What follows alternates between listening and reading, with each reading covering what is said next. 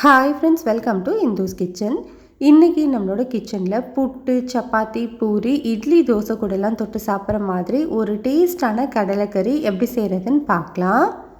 இதை செய்கிறதுக்காக மெஷரிங் கப்பில் 1 கப் அளவு கருப்பு சுண்டல் எடுத்து அதை நல்லா கழுவிட்டு ஒரு 8 மணி நேரம் ஊற வச்சதுக்கப்புறமா ப்ரெஷர் குக்கரில் உப்பு தண்ணி சேர்த்து 5 விசில் விட்டு வேக வச்சு எடுத்து வச்சுருக்கேன்.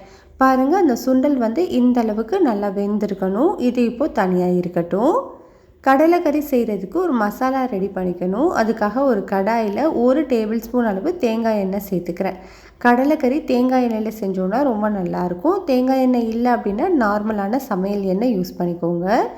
இந்த எண்ணெயில் 2 டேபிள் ஸ்பூன் அளவு வர மல்லி, 2 சின்ன சைஸ் பட்டை, ஒரு ஏலக்காய், 2 கிராம்பு சேர்த்து வறுத்துக்கலாம்.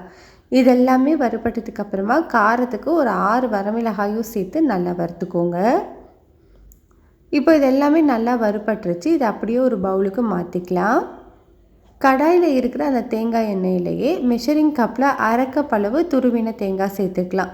ஸ்டவ்வை லோ ஹீட்டில் வச்சுட்டு இதை நல்லா வறுத்து விட்டுக்கோங்க. தேங்காயில் இருக்கிற ஈரப்பதம் எல்லாமே போயிட்டு கலர் இந்த மாதிரி நல்லா மாறி வரும். இந்த அளவுக்கு வந்ததுக்கு அப்புறமா இதை அப்படியே ஆஃப் பண்ணிவிட்டு ஒரு மிக்ஸி ஜாருக்கு மாற்றிக்கலாம்.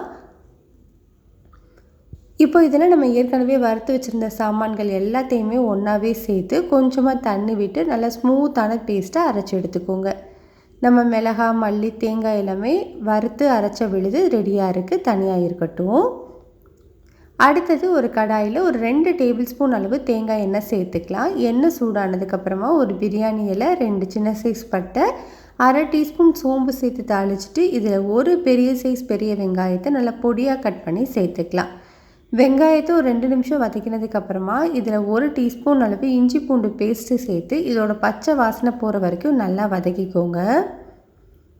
இப்போ இதில் 2 மீடியம் சைஸ் தக்காளியை சின்ன சின்னதாக கட் பண்ணி சேர்த்துக்கலாம்.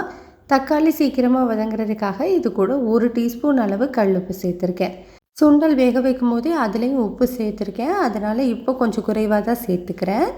இப்போ இந்த தக்காளி இந்த அளவுக்கு நல்லா மசிஞ்சு வெந்து வந்ததுக்கப்புறமா நம்ம 1/2 டீஸ்பூன் அளவு மஞ்சள் தூள் சேர்த்துட்டு இதோட பச்சை வாசனை போகிற வரைக்கும் நல்லா வதக்கிக்கலாம்.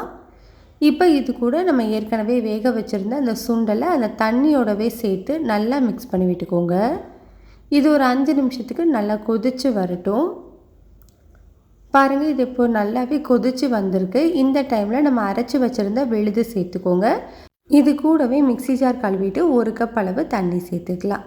இது எல்லாத்தையும் நல்லா ஒன்று சேர்த்து மிக்ஸ் பண்ணிவிட்டு ஸ்டவ்வை மீடியம் ஹீட்லேயே வச்சுட்டு ஒரு 5 நிமிஷத்துக்கு நல்லா கொதிக்க வச்சுக்கோங்க. இப்போ பாருங்கள், இது நல்லாவே கொதித்து வந்துட்டுருக்கு. இந்த டைமில் இதோட கன்சிஸ்டன்சி பாருங்கள், கொஞ்சம் தண்ணியாக இருக்கணும். அப்போ தான் ஆறி வந்ததுக்கப்புறமா கரெக்டான கன்சிஸ்டன்சியில் இருக்கும். இந்த டைமில் கொஞ்சமாக பொடியான இருக்கிற கருவேப்பிலை, கொத்தமல்லி சேர்த்து நல்லா மிக்ஸ் பண்ணிவிட்டு ஸ்டவ் ஆஃப் பண்ணிக்கலாம். அவ்வளோதான், நம்மளுக்கு ரொம்ப ரொம்ப சிம்பிளான டேஸ்டான கடலைக்கறி ரெடி ஆகிடுச்சு.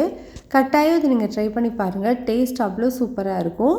இந்த ரெசிபி உங்களுக்கு பிடிச்சிருந்ததுன்னா லைக், ஷேர், சப்ஸ்கிரைப் பண்ணிக்கோங்க. கூடவே பெல் பட்டனையும் கிளிக் பண்ணிவிட்டு ஆளுங்கிற பட்டனையும் கிளிக் பண்ணிக்கோங்க. அப்போது தான் நம்ம போகிற வீடியோஸ் எல்லாம் உடனே வரும்.